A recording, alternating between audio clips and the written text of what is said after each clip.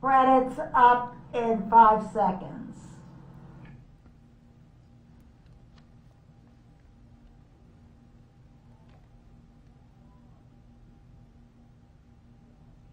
Make sure they were recording, Gloria. Coming up, oh, Recording. Amables televidentes, muy buenas noches. Bienvenidos, como de costumbre, a el show de Sisi Gamache y Jeffrey en español. Bienvenidos, como de costumbre, con el mismo calor humano de siempre que usted nos permite llegar a sus hogares, sitios de trabajo de donde usted nos dé el honor.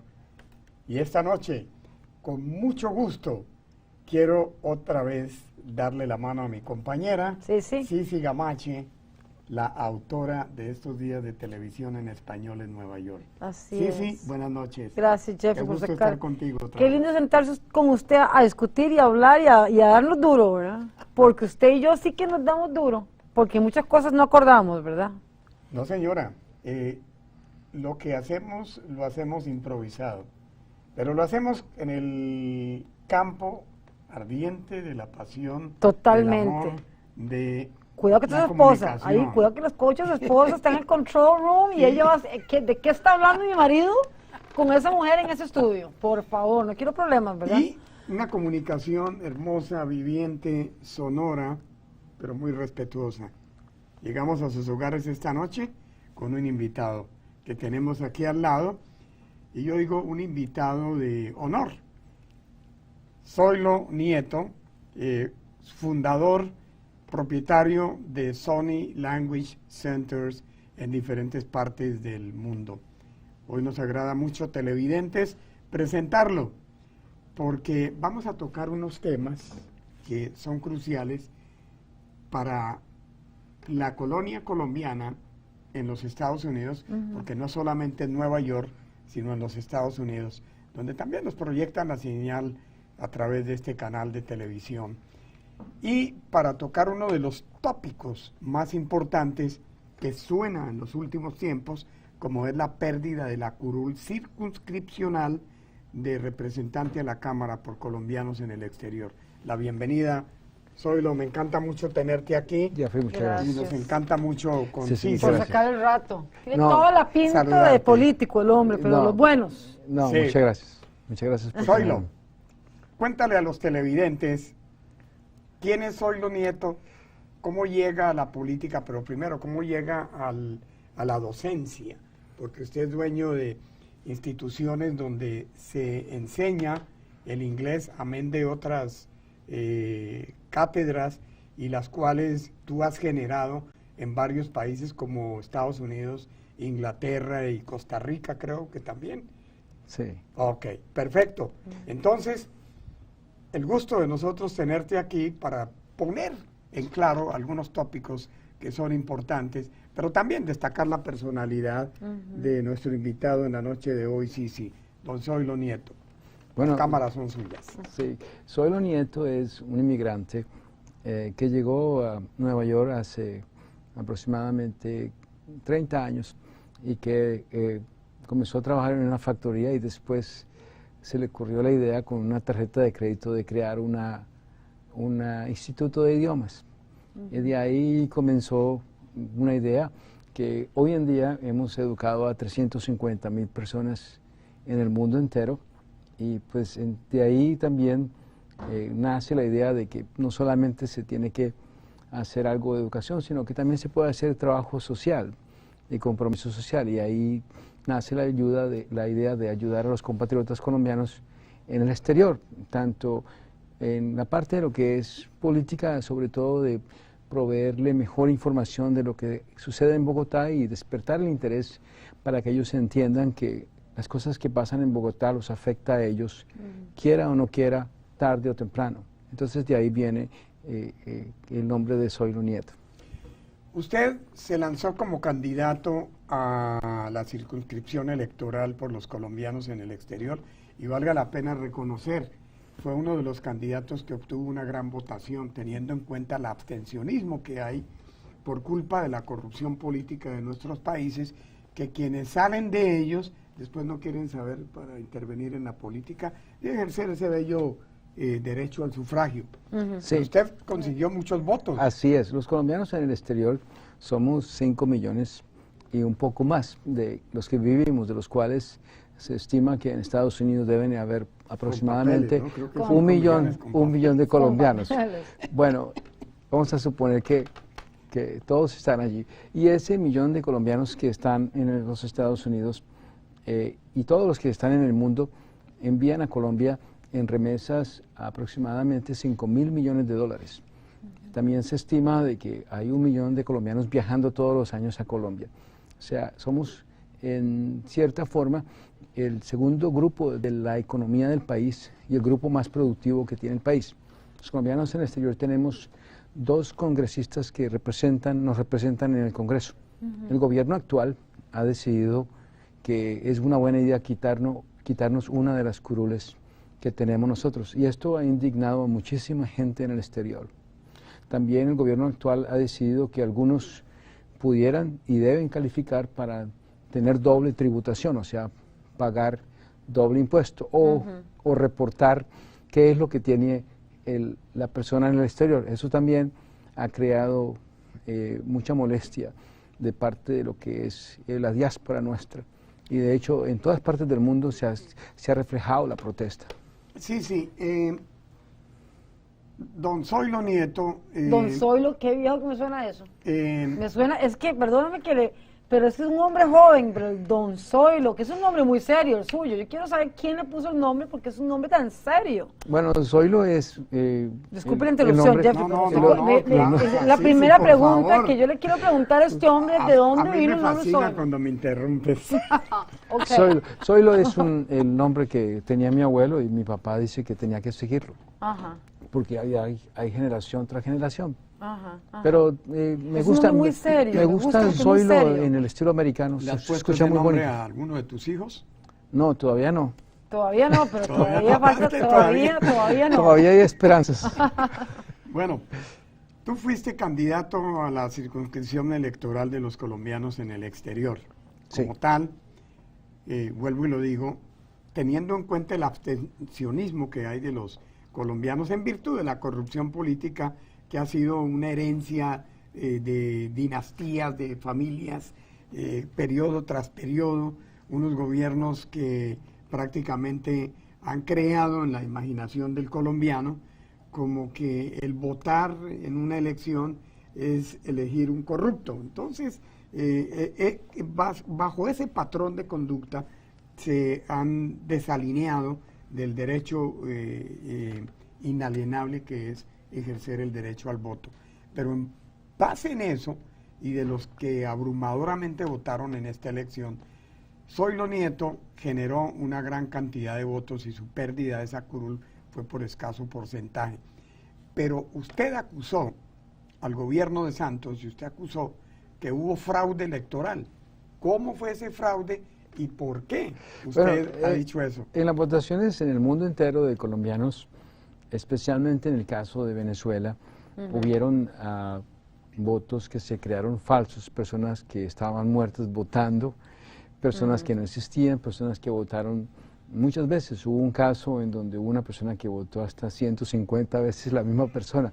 Entonces nosotros pedimos al gobierno que nos diera las votaciones y en medio de todo ese forcejeo nos entregaron las planillas de votación y decidimos revisar 10.000 y de los 10.000 encontramos 4.000 votos que no servían. Entonces le mostramos y el gobierno nos dice, pues sí, tiene razón, dice la registraduría que es representante del gobierno. Pero después vienen los que toman la decisión y dicen, bueno, pero vamos a tomar la decisión porque ya se hizo el escrutinio. Definitivamente sí hubo claramente fraude y eso está probado y creo que es la primera vez en la historia de Colombia que alguien toma el trabajo de liderar, de comprobar exactamente cómo funciona el fraude en Colombia.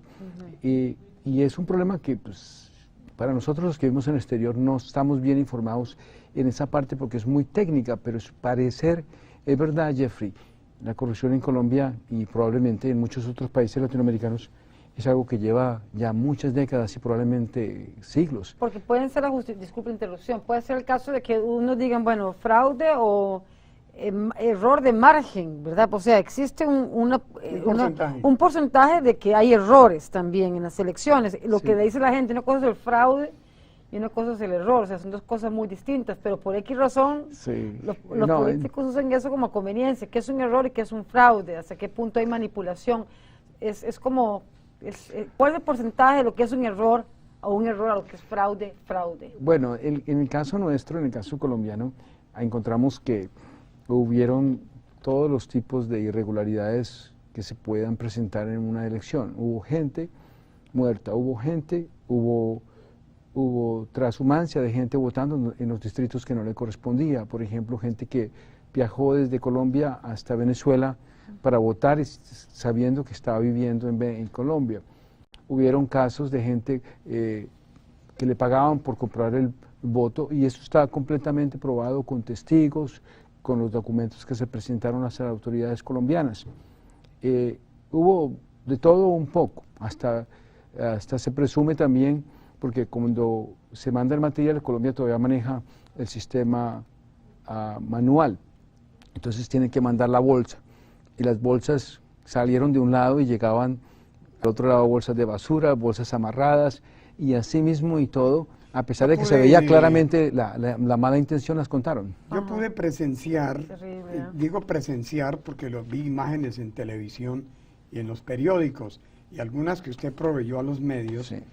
de talegas de la basura donde se hallaban papeletas de votación y las cuales estaban rotas y habían sido manipuladas. Yo le pregunté hace unos días al congresista Jaime Buenahora, le pregunto, doctor, ¿hubo fraude en esto? Dijo, no, todo estuvo netamente lícito, todo fue legal.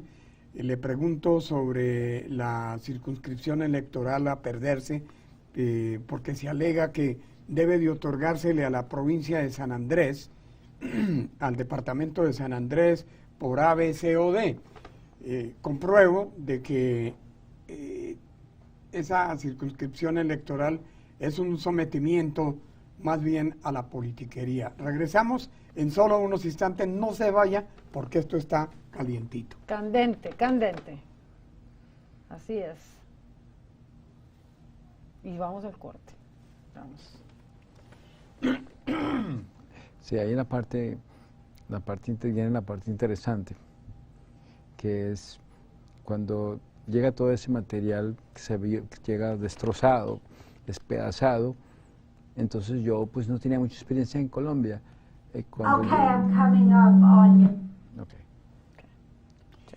Bueno, hablando de fraudes y de acciones ilícitas y todo ese tipo de conglomerado de corrupción que hay, se acusó a Jaime Buenahora de cometer actos ilegales de fraude y otro tipo de manipulaciones en los elementos electorales, y se acusó a la cónsul de Colombia en Nueva York, Elsa Gladys Cifuentes, que valga la pena decirlo, la aprecio mucho, independientemente de cualquier otra cosa, la aprecio bastante.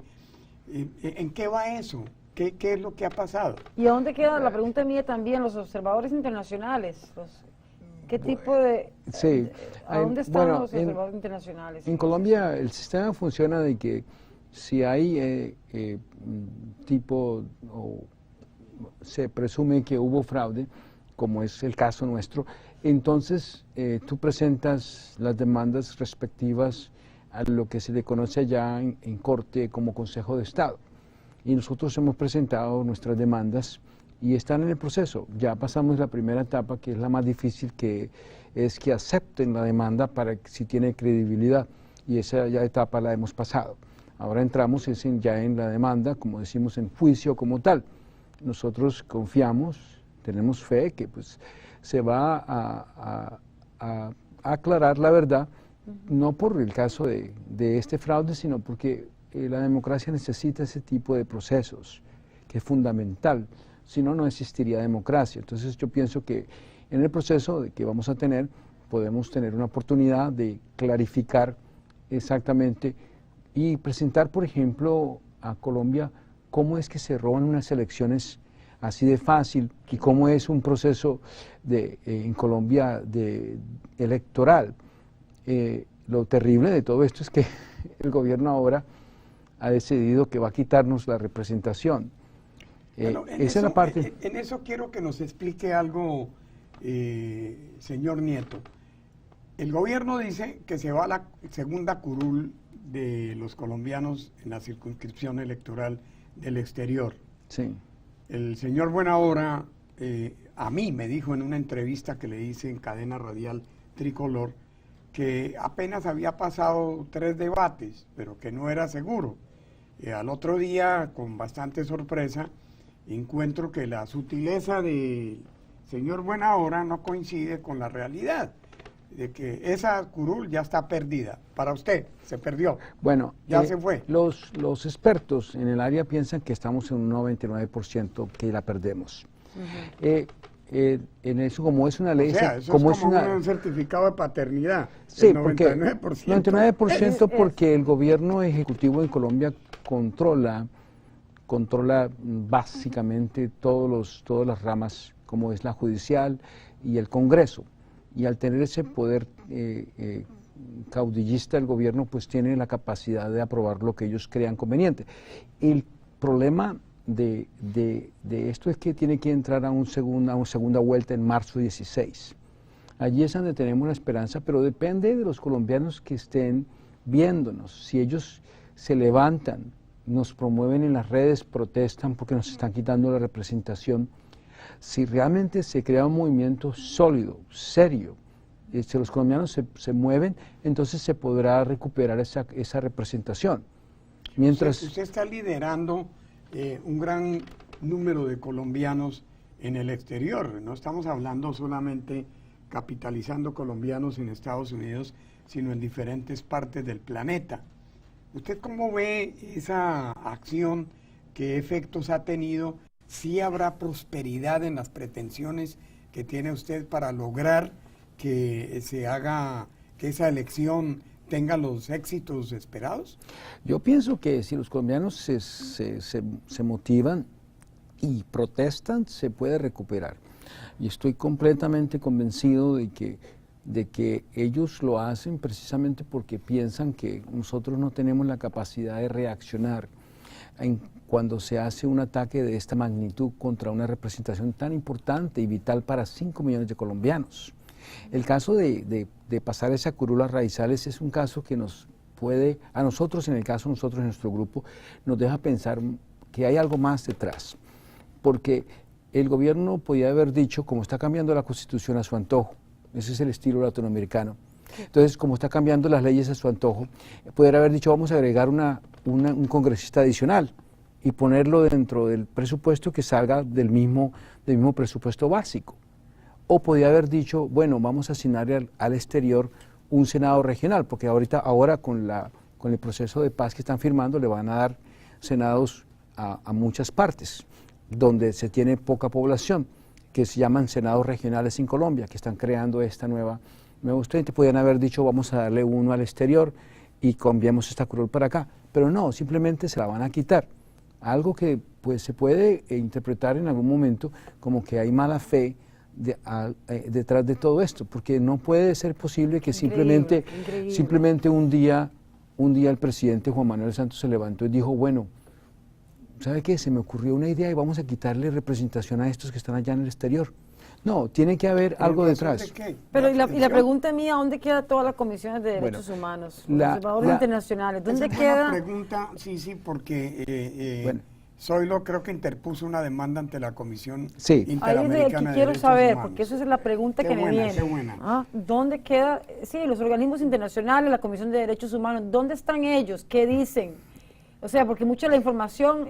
Recuérdense, pues nosotros tenemos una demanda interpuesta en la Comisión de Derechos Humanos, pero esas demandas tienen un proceso que toma tiempo. Como tiempo. Hay casos, por ejemplo, los casos de Venezuela, el caso de República Dominicana, que salió apenas hace unos meses, fue un caso que pasó en 1999, hace 15 años. Claro. O sea, los casos de ese tipo toman su tiempo y es lo que, como todo proceso, tiene su tiempo. pero en el caso especial de nosotros, el caso de perder la curul, tiene un significado grande, porque para nosotros los colombianos en el exterior han pasado décadas para conseguir algo de representación. Hemos tenido la situación en donde la población nuestra no puede participar o hay abstención.